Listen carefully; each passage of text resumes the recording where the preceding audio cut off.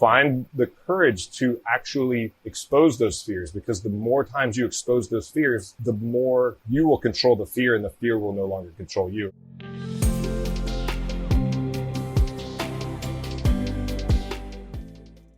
Hey everybody, welcome back to Tales from the Journey. I'm Stephanie Zamora, and today we are here with William Branham, who is the founder of Naked Warrior Recovery. And William was a former U.S. Navy SEAL for 26 years, which is a very long time. And I'm very excited to share his story and his journey with you today. And I personally have had some amazing experiences with CBD, which he's going to talk a bit about as well. So William, thank you so much for being here.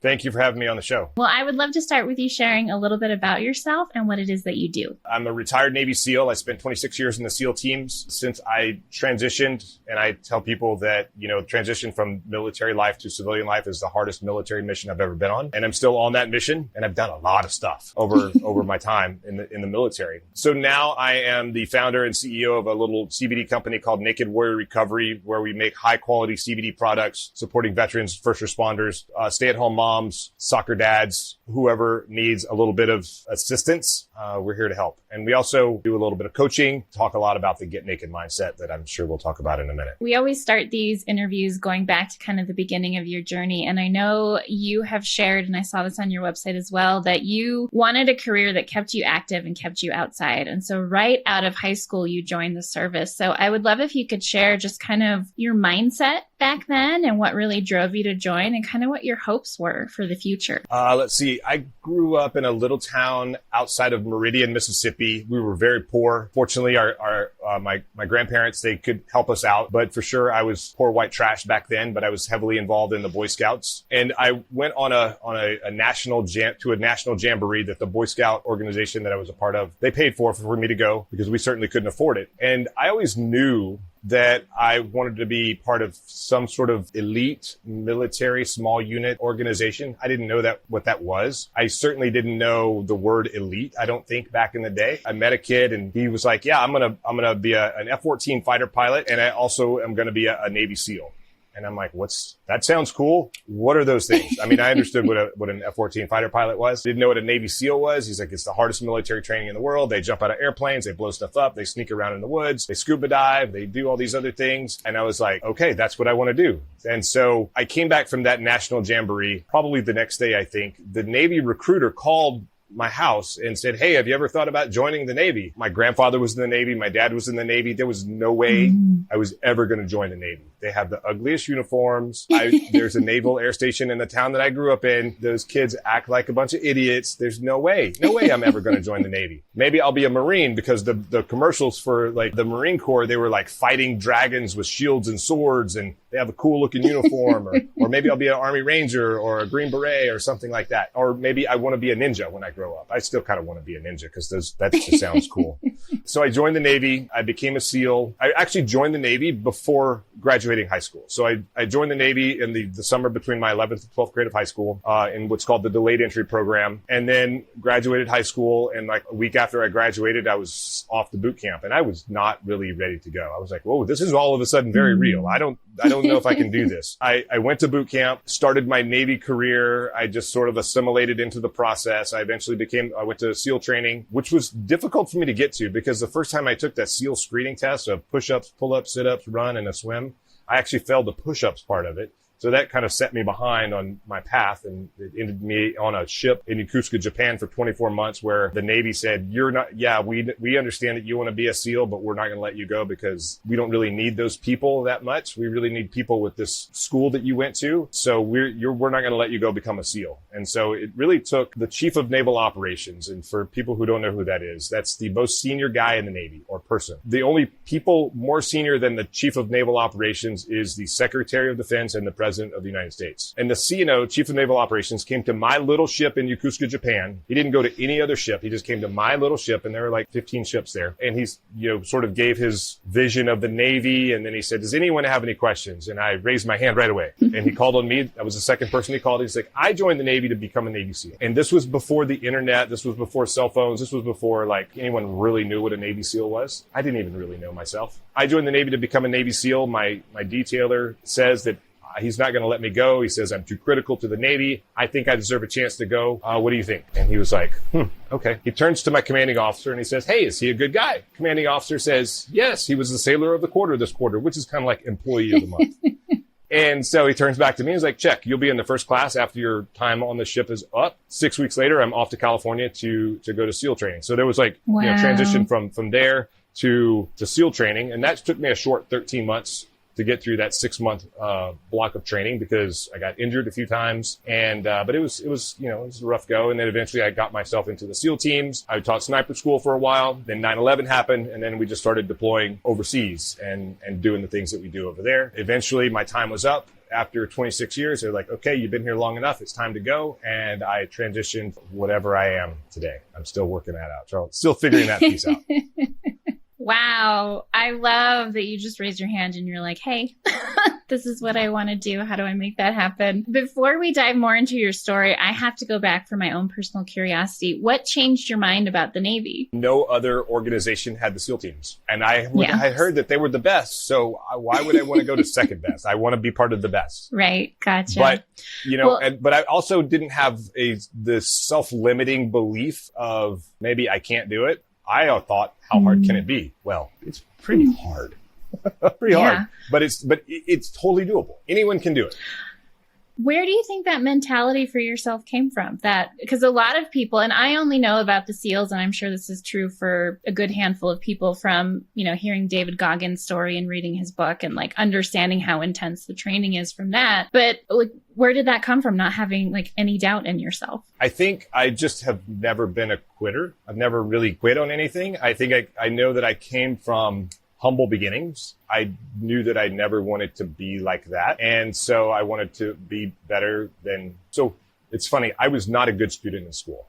I later, like at the end of my SEAL career, I was diagnosed with ADHD and they're like, oh, you didn't know this? I'm like, I just didn't think I was very smart, but I still took, like the AP classes, and I was always wanting to be better. Like my ability to study or do that work, I passed the classes, but I had like a 2.3333 GPA at the end of the, I'm smart. Like I've done like neuro psych evals, and they're like, your IQ would be really high, but your attention is like it's at the bottom, or it's like at the top of like attention deficit. Like it's, and I remember trying really, really hard on those, like on just a regular day. If I was just like going in and taking the test, I would probably score lower, but I wanted to do really well on the test. And they're like, yeah, your IQ is, and it drops, and then attention drops, and then problem solving, and then it drops for attention. And I was like, oh, okay. So I could have a high IQ, but I'm not. So it is what it is. So I've always wanted to be better, but I have had self-limiting beliefs, probably because of some of the struggles I had in school. Like people just made things look easy in SEAL training. People made it look easy. Like they could run effortlessly and swim and fly around the obstacle course and do all these things. And they were like natural leaders. I struggled at everything, but I always knew that it was a struggle, and I just had to work harder than everyone else. And I was okay with that. And that's just how I live my life. I just try to work harder than everyone else because I know that's what I have to do. Right. That makes sense. What was SEAL training like for you? I had a blast. I learned a lot about myself physically. I learned that I can push myself further than what I think I can. Going on a run on the beach. And they're not like a little jog on the beach. There are consequences for not keeping up. And so I got hurt several times, but SEAL training it was very hard and it was rewarding. But when I finished, I was like, okay, now what? What do I do now? But that was my next transition into the SEAL teams. But I also was kind of like, I just graduated the hardest military training in the world. What else is there? And then I get to the SEAL teams and I realized that you're expected to perform better today than you did yesterday. And that's why they say the only easy day is yesterday, or was yesterday. Mm-hmm. And so I had to it was a new transition, a new set of obstacles that I had to overcome. And there's a lot of, people think that it's physical. It is very physical, but it's very mental also in the SEAL teams.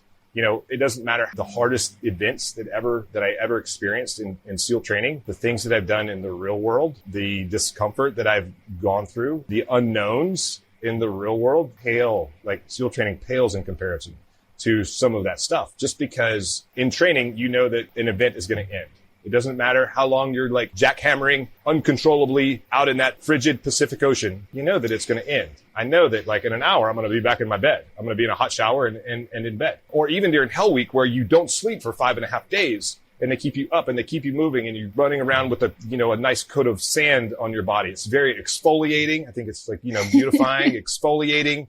So it's therapeutic. And then we do some cryotherapy there in the Pacific Ocean to make sure that we don't have too much inflammation. And so you're cold, you're wet, you're miserable, you don't sleep. But still, even during that event for 5.5 days, you know that they're going to feed you 4 times a day. So it doesn't matter how much it sucks, how bad it is. All you have to do is make it to the next meal. And then you get a little break and then you start over and then make it to the next meal. In real life, it's not like that. In real life, in things that happen, there are no instructors. There's no like training timeout. There's like, oh, this is real and this is scary. And this is like, can we go home already? Can this be done? No, you don't get a vote at this point. So I think SEAL training is absolutely necessary. And it really is the minimum requirement for preparing someone for the things that we have to do sometimes. That makes a lot of sense. I know from reading your bio and doing a little research on you and your company that some of the things that you struggled with, it sounds like during and after your service, were things like depression and pain and anxiety and other issues that came up. Can you share a little bit about some of the experiences you had that started those symptoms coming up? Yeah. So I would say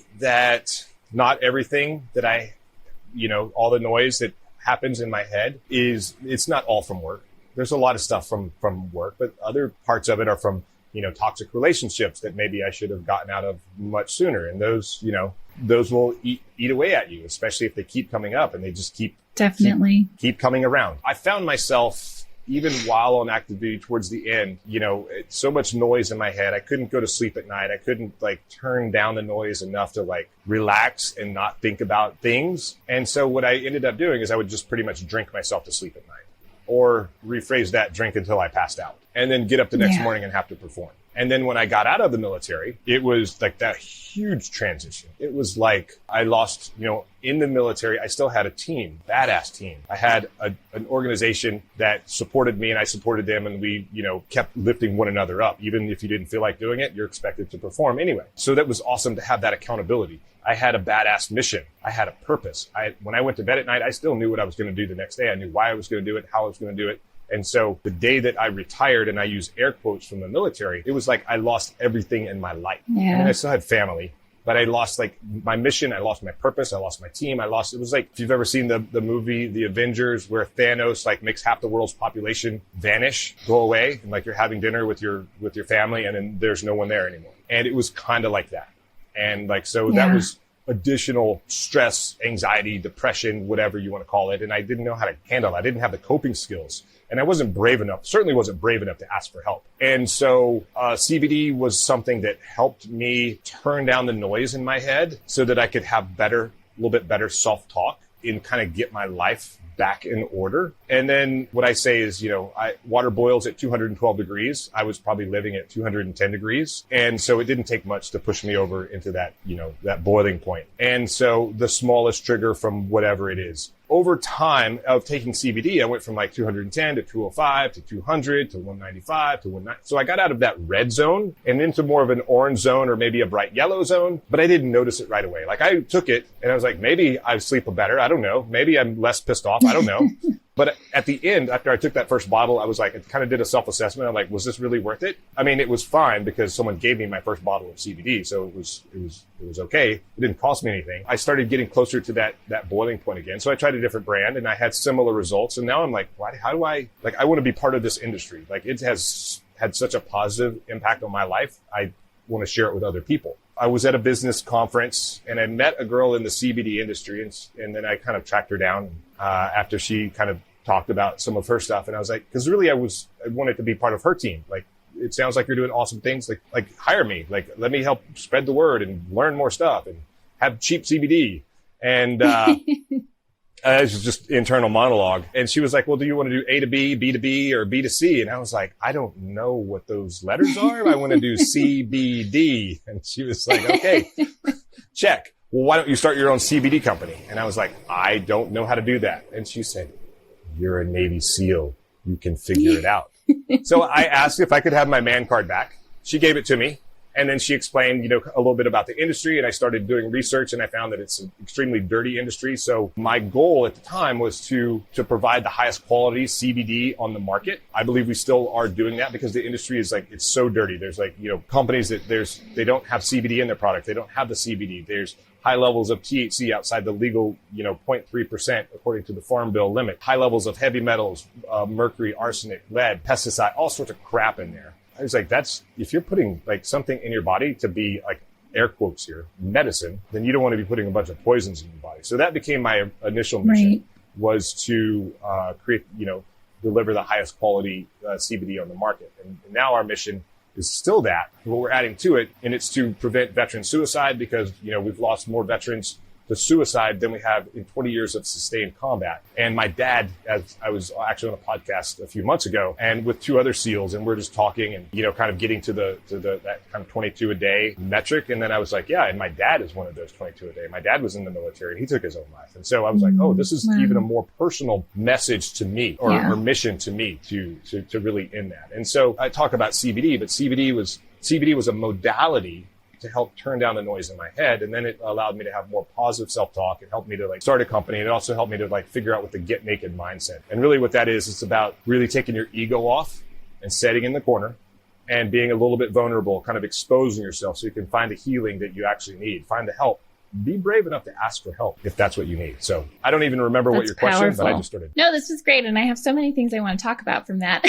To start, I want to go back to when you came out of the service. So something that we talk a lot about on this show and in my journey mapping process is this idea of reorienting. And so you've been through a big life transition. In your case, that's what it was. And all of a sudden, everything known and familiar has fallen away and you're left with yourself and you're trying to reorient to who you are in the aftermath and who you're becoming and what your life is and what your work is. What did you do? What did your life look like when you were first out of the service? Were you doing other work? Were you just kind of trying to navigate life? I know you said you had a lot of the heat and the anger and the noise in your head, but what did your life look like? So I started a consulting company. So my last 3 years in the military, I was the science and technology advisor for the command. So basically what I would do is we would have these, operational deficiencies where we couldn't do a mission because we didn't have the technology, we didn't have the capability to do it. What I did is I took those deficiencies that we had. There was no money associated with fixing those. So I went out and I found organizations that could potentially create technology that has never existed. And then I went out and found $16 million of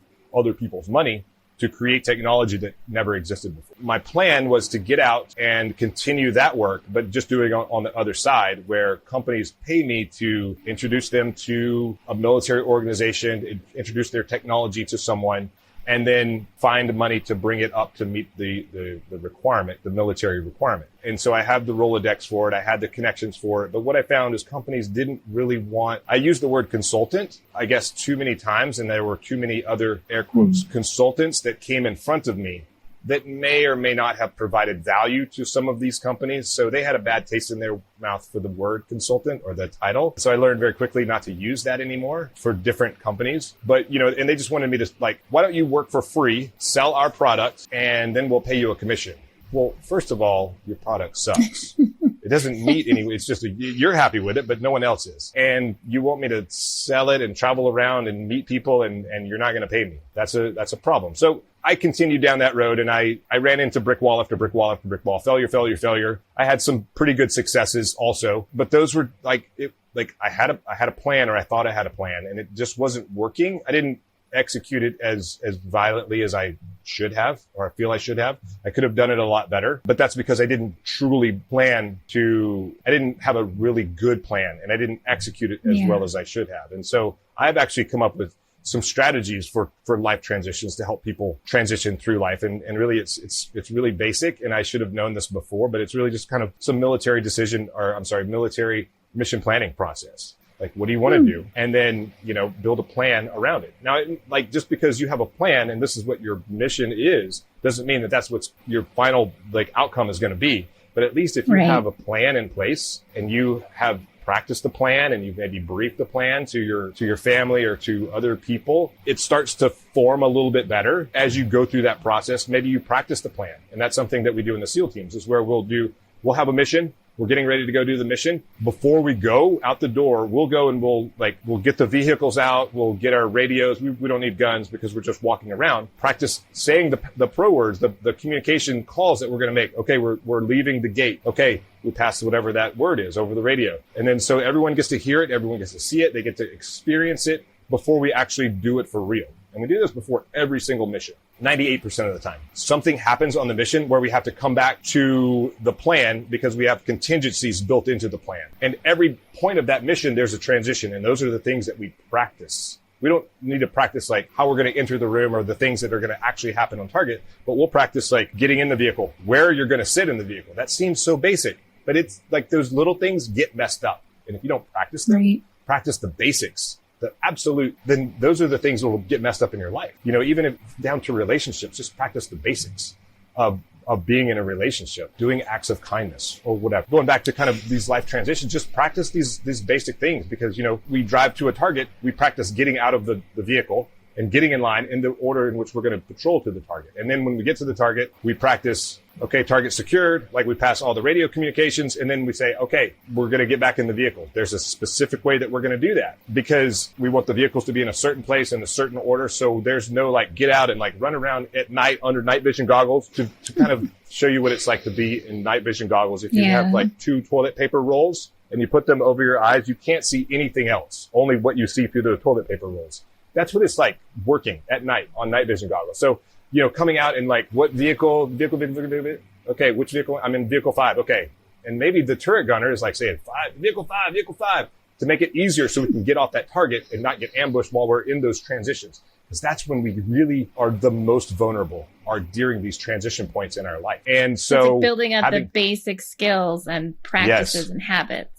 Exactly. So if you have the basics dialed and you get ambushed in whatever way that is, maybe we have a global pandemic that we have to adjust and people lose their job and whatever, like have some sort of plan in place, some sort of contingency so that you can at least navigate and have an idea of where you're going to go and how you're going to do it if what you're doing right now doesn't work out. And that's just part of the mission planning, the life transition practice. Is like have contingency. What if? And I'll always ask what if. I'm very good friends with Rob O'Neill, the guy that ended that guy in Pakistan, bin Laden. I was talking to him one day and he was like, yeah, we were sitting around and like the most junior guy was like, what if the helicopter crashes in the courtyard while we're doing the assault? And they're like, okay, we should have a plan for that. And guess what happened? Helicopters came in, landed, and then one of them crashed. Like it was weird turbulence because they didn't practice with the walls. And so they had a plan for that.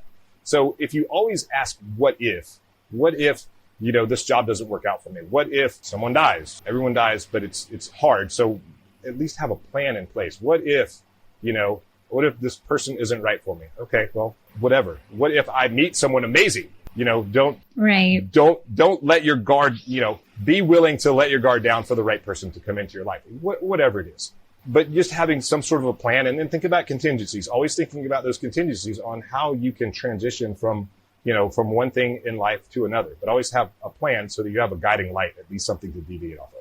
What I love about these interviews is everyone has a different perspective because we all have different life experience and personalities. And it's so helpful to people because there's someone who's going to resonate with someone else's approach to big life transition and someone who's really going to resonate with yours. And I do this automatically because I've lived through a lot of my worst case scenarios. And so when I'm worried about something or I'm doing something new or I'm scared or it's like this big risk, my brain automatically goes to worst case scenario. And I flush out, okay, if that happens, here's what I'll do. And then I refocus on here's what I want and here's where I'm going. But doing that for me, and I know this isn't true for everyone, but for me, it like soothes the part of me that's like, everything could go horribly wrong and is anxious about it. Cause it's like, no, I've thought about that. This is the worst that could happen. That's what happens. Here's what I'll do. Like it's figure outable and I'll figure it out from there. So I resonate with that it's not that we're focusing on the worst case. But it's like we're addressing the fact that things could go wrong. And if that's the case, here's what I would do. And now that I'm comfortable with that possibility, I can refocus on what it is that I want. 100%. Yeah. And so you brought up a good point there, and where people, maybe they don't want to focus on, they don't want to think about worst case scenario. That's okay. But so the other part of Get Naked is I talked about, taking your ego off and being a little bit vulnerable. Maybe it's vulnerable to change, but vulnerable to healing. But I also created an acronym that NAKED stands for. And the N stands for never quit. And I don't mean like never quit smoking or drinking. I mean, never quit on yourself, never quit trying to improve your life, never quit. If you started a project or a program or something that it was like hard and kind of stressful and it's going to be a challenge, if it was important enough to start, then it's probably important enough to take it all the way to the end, whatever that looks like. And that's really what never quit is about. And I've got some things that I teach about that. The A is accept failure, because failure's been the greatest teacher of my life. Like having those failures and learning those lessons from the failures, like I look at failure as success. That's a lesson learned for me, and that's my foundation for success. The K is kill mediocrity, because technology is awesome, but it kind of makes us lazy at times, and we forget that we actually have to not be mediocre. We have this ego thing that like makes us want to not do the things that we need to do. And so I tell people to compete in kindness, compete in generosity, compete in gratitude, and then start competing against your ego, because that's the war that you're losing every day. And I lose it all the time. The E is expose your fears. And I don't mean the fears like lions and tigers and bears or snakes or spiders. I don't like those guys. But the fear that lives in the back of your mind, those thoughts that kind of come out when you're alone in your car and they are just completely consuming you and you're having an argument with yourself and there's no one around and there's no real good reason to have this argument or have all these things flying around. And so there's a bunch of different ways that you can sort of approach that. One of those is a friend of mine. He says that fear does not exist on paper. When he has those moments of like, I don't know what's going on in my life. I can't handle this. He'll pull over to a Starbucks, get a cup of coffee, and he'll take a pen and a piece of paper or a pencil, and he'll write down, not on his phone, not anything else, like write it down on a piece of paper, and he'll read those things that are bothering him, those things that are scary to him. And he'll like basically be able to take control back. That fear was controlling him, and now he's controlling the fear. People who are afraid of like the what if and like it bothers them, it's better to like find the courage to actually expose those fears, because the more times you expose those fears, you will control the fear and the fear will no longer control you. And the D is to do the work. We're a society of instant gratification now, because you can order ice cream on your phone and have delivered from Amazon, or we're a world of TikTok. We like instant gratification, and we forgot what it's like to do the work, because none of it is instant. There's a saying that Rome wasn't built in a day, but I guarantee you it was built every single day until it became an empire. And that's the way that we need to live our life, is to always looking for that next challenge, always putting in the work, not expecting instant gratification. But when awesome things happen to us, we're ready to receive the reward for that. But you got to keep working. That's beautiful. Yeah, that's powerful. I love that. Thank you for sharing all of that. And speaking of courage, you talked earlier about, I think you might have said you either didn't have the courage or you weren't brave enough to ask for help. And then when you were sharing your story, you talked about how somebody gave you a bottle of CBD. So I would love to know, was there a point that you started talking about what was going on for you and asking for help, or did somebody else see it in you? I think that was my first kind of ask. I was having lunch with a former teammate of mine, and he seemed like he had all of his stuff together. He didn't, but more than me for sure. And we're all a work in progress. We're all figuring it out. We're all trying, new things and just trying to move forward and do great things in the world. And I said, after lunch, I was like, it was awesome seeing you after like 20 years or so. I'm going to see if I can find, some CBD here in Virginia, because maybe what you have in Virginia is better than what we have in Hawaii. And he was like, you want CBD? I've got some back at the house. And so, because he's kind of an Instagram influencer, and so a company gave him some, so he gave me a bottle, and then that's how that was the beginning of my journey down this road. But it was the first time of kind of asking for, I knew that I needed to. Like I had started the journey. I had seen enough people that I looked up to ask for help, and I was like, maybe I should be brave enough to ask for help. But it's hard when you come from, an organization where you need to compartmentalize everything. You can't show weakness or you'll be eaten by your peers. Weakness is not something that we ever talk about. But then I remember there were mentors of mine that went and started asking for help and started like being public about that. And I was like, oh my God, I was afraid for them. But then people didn't turn on them. They looked at them and respected them. Mm-hmm. I looked at them at a higher and respected them more. And I was like, that's interesting. And I saw more and more people start doing that. So I became brave enough to start at least admitting to myself that I need to start working on me and making a better version of myself, because I'm not in a good place right now. It's hard to do. It's hard to ask for help. It's hard to even, I think, own a lot of the time what's going on for ourselves. So I think even people who didn't spend 26 years of their life in a culture that was designed around not showing weakness, for very good reason at times, that it's hard for people to name. Like, we're taught to be strong and to be stoic and to, present yourself like you have it all together. And especially men and the masculine, to not show any weakness. It's not okay to cry. So I think it's really amazing that more and more men of all different walks of life are stepping forward and sharing their struggles and talking about how they've gotten help, because it's needed. It's necessary. It's, that reminds me of a quote that I saw one time. I posted it on, or heard it one time, and I posted it on my Instagram feed a little while back. And it was something like, asking for help doesn't show weakness. It actually shows strength. And I was like, oh, absolutely. That's powerful if you think about it like that. Like, oh, yeah. I've been afraid to ask for help or show weakness, or I'm calling it weakness in any way, pretty much my entire life. And now I'm like, it's a complete turn on the way that I've always thought. Like, don't show weakness. Don't be vulnerable. It's okay to be vulnerable sometimes. I mean, there's times where you need to be hard and you need to be, get after it. But there's other times where you need to like turn it off and take the ego off and take that armor off that we wear around and be vulnerable and ask for help. Like the courage Absolutely. That it took for me to do that was so much more than like going into harm's way. I would love, as we kind of come to a close, for you to share a little bit about what it was like for you to start this business, that you've grown, because I know you said earlier that you met the woman, and I forget where you met her, but you asked her, well, how do I get into CBD? And she was like, well, you were a Navy SEAL, you could figure it out. But it's right. True for a lot of people. When you think about, when you have this big vision, especially when it comes to starting a business or a movement and getting a message out into the world, it's really intimidating when you're just at the start, because you don't know what to do and you don't know all the moving parts and pieces and you don't understand marketing and you have to put yourself out there in so many different ways. So I would just love if you could share a bit about your journey from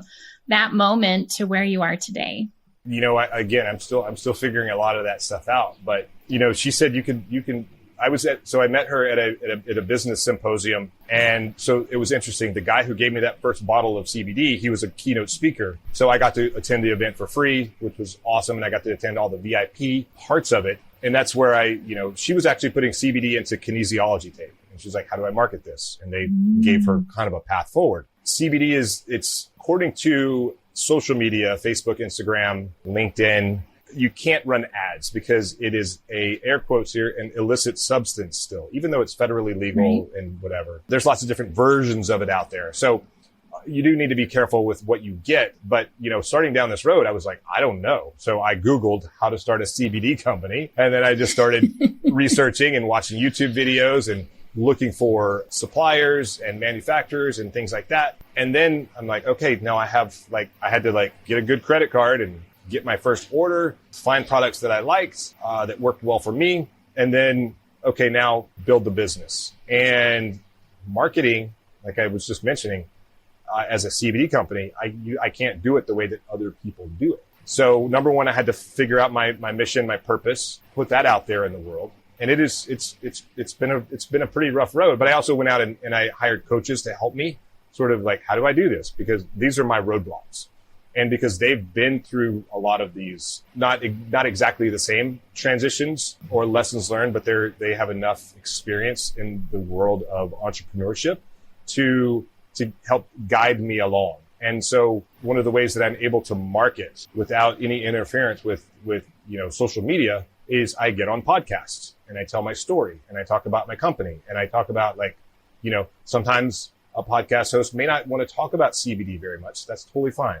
I'll talk about me. I'll talk about the Get Naked mindset. I'll talk about how to think about things differently, how to transition, how to, live life in like at the highest possible way that you can. Change mindset, helping veterans. And so that's the number one way that I market is I get on podcasts and I share. I have a unique background and hopefully people want to hear a little bit more about it. And then I can share my experience. If you're on my email list, every week you get, some sort of like SEAL lesson learned that you can apply to anywhere in life. That's, one of the ways that I've been able to do that. Like every day I'm just like scratching and clawing and trying to like get ahead. And because if I become mediocre, then I might as well close shop and just get a regular job and not be able to help as many people. One of the last things that we talk about before we, share where everyone can find you and how they can work with you is what's something that you wish you had known earlier on in your journey. And maybe that's when you started having symptoms show up from, injuries and all of your experiences, or when you were transitioning into civilian life again. But what's one piece of advice that you wish you would have known?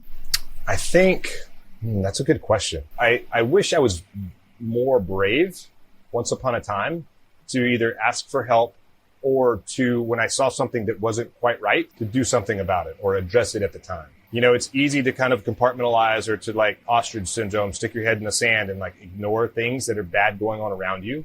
Yeah. That's easy to do because I don't want to face that because, there's going to be conflict. There's going to be issues. There's going to be repercussions. And once upon a time, a leader that I worked for, he said that bad news doesn't get better with time. So you might as well like face it right now, because the longer things go, it can get worse. So you might as well address it as early as possible. So I think that would probably be brave enough, put your ego get out of the way, be brave enough to do something about whatever those things are in your life that are going on. I love that a lot. Well, we're going to link to your website, to everything that you do in the show notes, but please tell people where they can find you, how they can work with you, and how they can learn from you. Okay, I'm going to give 2 websites. The first website is not necessarily CBD related, but it's really talks about the Get Naked mindset. And the website is the number 5sealsecrets.com, 5sealsecrets.com. You're interested in CBD. The website is nw-recovery.com, or you can type in nakedwarriorrecovery.com. I originally made it nakedwarriorrecovery.com, but then I thought maybe people don't want to write naked into their search engine. I'm not sure why. I just have a hunch. You can still type Naked Warrior Recovery in and get to the website, but NW-recovery is the actual URL for the website. I'm going to give you a discount code. Go ahead.